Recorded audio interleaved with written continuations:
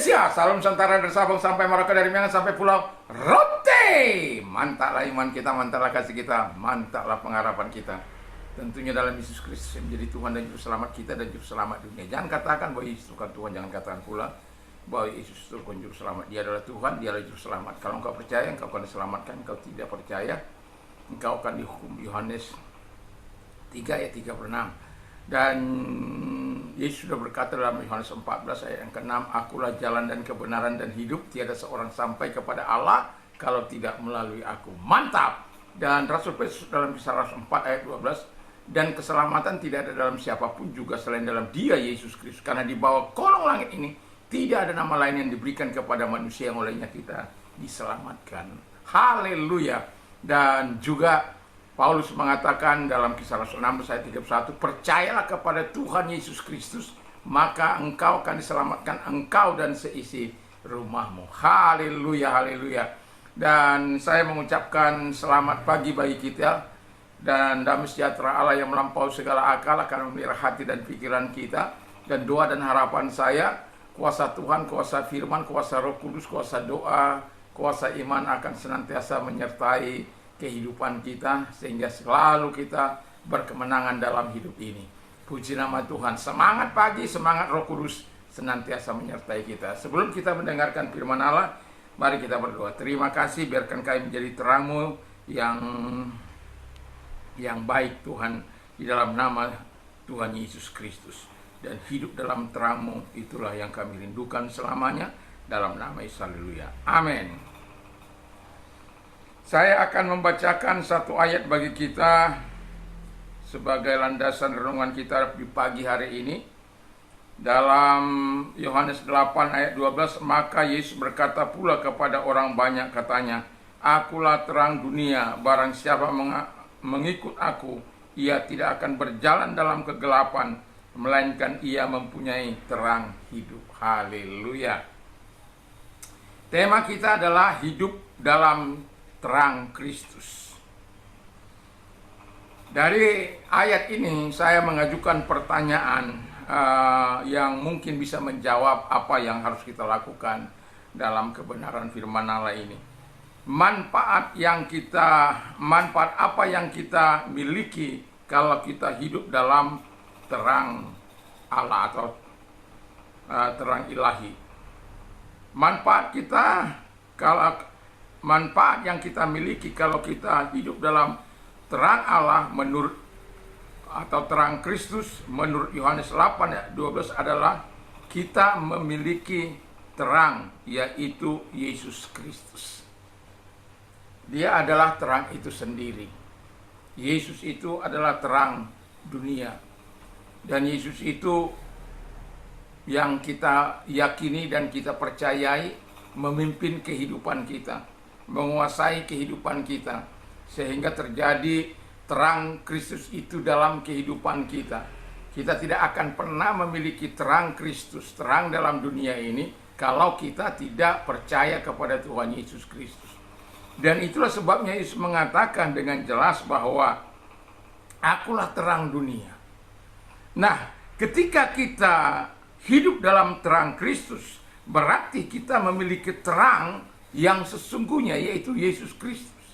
Nah, ketika kita memiliki Yesus Kristus dalam kehidupan kita, mungkin yang tadinya dalam kehidupan kita penuh dengan tipu muslihat, penuh dengan kegelapan, akan diterangi oleh cahaya firman Allah, oleh cahaya Injil, oleh cahaya terang itu sendiri, yaitu Yesus Kristus.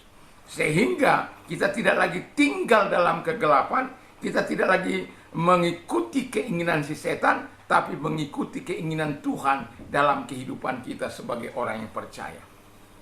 Saya mau katakan kepada kita, ketika kita memiliki Yesus dalam kehidupan kita, damai yang daripada Allah akan senantiasa dalam kehidupan. Karena apa? Tuhan membereskan segala hal-hal penghalang, segala kebaikan Tuhan turun dalam kehidupan kita, turun dalam hati kita, turun dalam spiritual kita. Nah, itulah sebabnya pentingnya kita terus berada bersama dengan terang itu. Dan kita tidak berjalan, kita memiliki terang yaitu Kristus Sehingga ketika kita memiliki terang itu, kasih Tuhan memenuhi kita, kekudusan Tuhan memenuhi hidup kita, dan keadilan memenuhi hidup kita, kebenaran memenuhi hidup kita, dan juga kebaikan, kesucian, kuasa akan mengikuti orang-orang yang betul-betul memiliki terang itu, yaitu Yesus Kristus dalam kehidupannya. Yang kedua, kata firman Allah. Yang kedua, manfaat yang kedua, kita tidak berjalan dalam kegelapan. Kegelapan itu adalah lambang dari dosa. Kegelapan juga lambang dari kejahatan, pemberontakan, penolakan terhadap Allah, ketidakpercayaan. Dan itu sebabnya orang yang tidak menerima Yesus dikatakan tinggal dalam kegelapan. Dan itulah sebabnya mengapa Yesus dalam pasal 17 berdoa supaya orang-orang yang tinggal dalam kegelapan itu menerima Dia, supaya terang hidup itu datang kepadanya. Atau firman itu, atau Dia sendiri datang kepada setiap orang untuk menerangi hatinya supaya orang itu tidak tinggal dalam kegelapan. Anda bisa bayangkan mengapa orang tidak merasa malu untuk korupsi. Karena dia tinggal dalam kegelapan. Bagi dia tidak ada masalah. Harga diri tidaklah perlu bagi dia. Tapi bagaimana mempunyai cien, harta yang berlimpah, kekayaan yang berlimpah, sekalipun itu tidak halal. Karena dia tinggal dalam kegelapan. Jadi karena dia tinggal dalam kegelapan, menghalalkan berbagai cara, termasuk korupsi, termasuk itu melakukan hal-hal yang tidak baik. Kita lihat bagaimana di Aceh, bagaimana sumbangan diberikan, itu ditumpuk di sebuah tempat. Yang seharusnya harus cepat disalurkan kepada masyarakat. Kita tahu bahwa masyarakat ada banyak yang mengeluh. Tetapi mengapa begitu tidak sigapnya pemerintah? Karena merasa mungkin mereka tidak mengalami.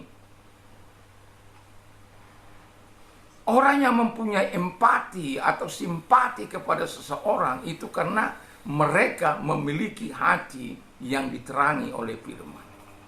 Mereka memiliki kebaikan-kebaikan yang ditanamkan oleh Tuhan. Kebaikan bukan untuk memperoleh keselamatan. Kebaikan itu adalah tanda ucapan syukur kita kepada Tuhan. Kebaikan adalah tanda kita sebagai orang percaya bahwa kebaikan itu kita lakukan karena perintah Tuhan. Bukan untuk menerima keselamatan, bukan untuk berat sebelah atau tidak. Tapi jelas kebaikan itu kita lakukan karena perintah Tuhan agar kita hidup untuk melakukan kebaikan. Tapi kebaikan itu sendiri tidaklah untuk mendapatkan keselamatan. Kita beda dengan yang lain. Dan itu sebabnya perlunya kita terus tinggal di dalam terang.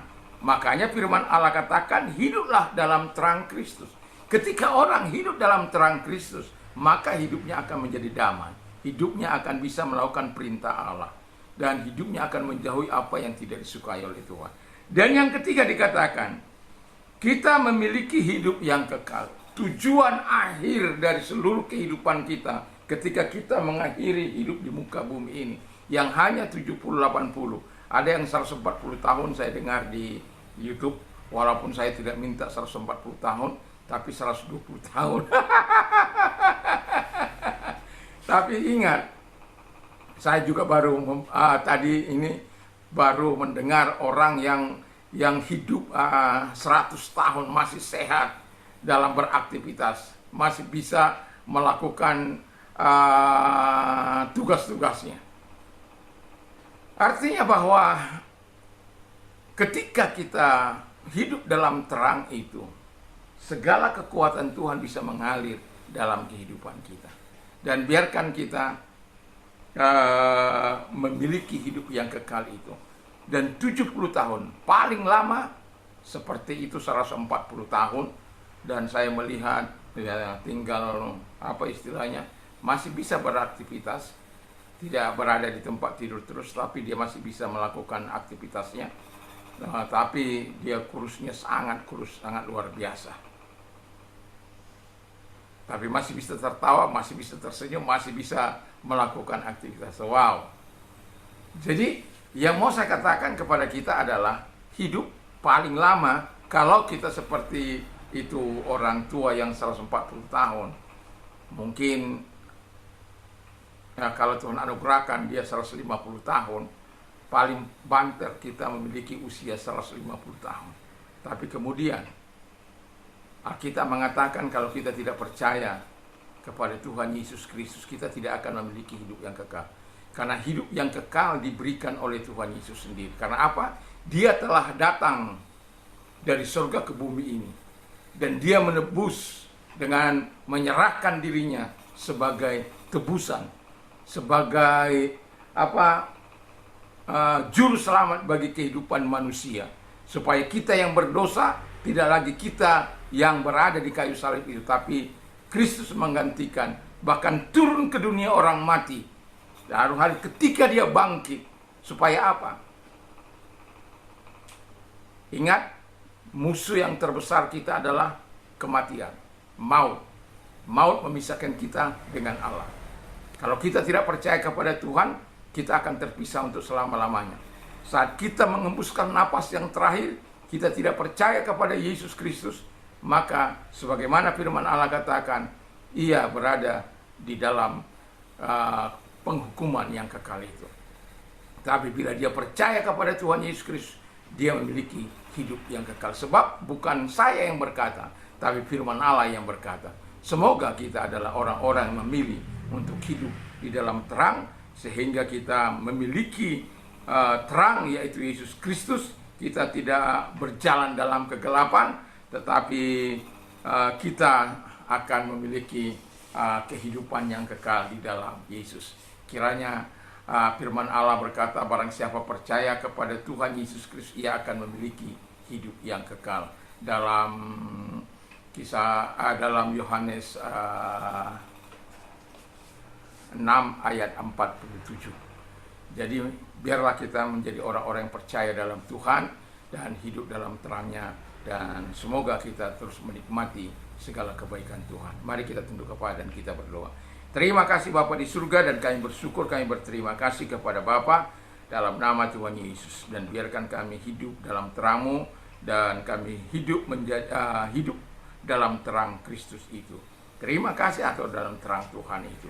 Terima kasih Bapa di surga, kami bersyukur, kami berterima kasih dalam nama Yesus. Dan kalau engkau sedang sakit, apapun sakit penyakitmu, arahkan tanganmu kepada Tuhan, kita berdoa. Dalam nama Yesus, segala sakit penyakit yang mereka derita, aku perintah keluar. Dan oleh bilu Yesus engkau sembuh, oleh kuasanya engkau sembuh. Terima kasih Bapa di surga, dalam nama Tuhan Yesus Kristus.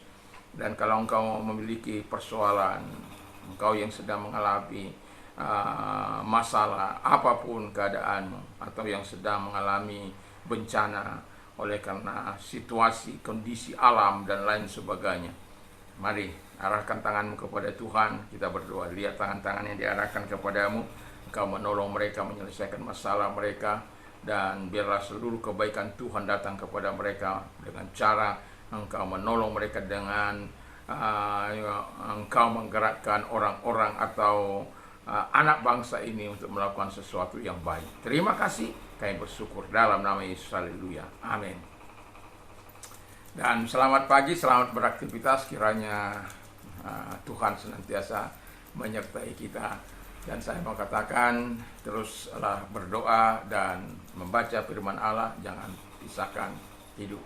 Dan saya akan terus mengatakan ini, berdoa dan membaca firman Allah dan memperkatakan firman itu. Mantap, mantap, mantap!